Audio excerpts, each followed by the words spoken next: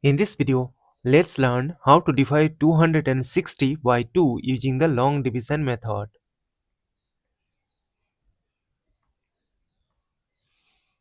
Consider the first digit 2.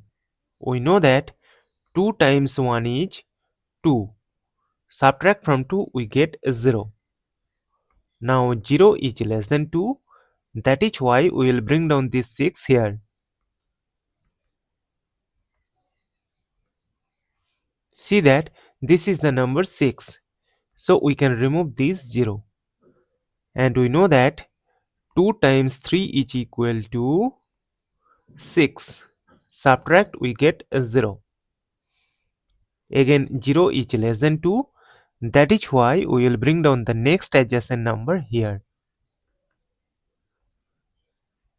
But see that this is the number 0. So we remove 1 0. And we know that 2 times 0 is 0. Subtract we get 0. As we have got the number 0 and we have no number to bring down here, so we will stop.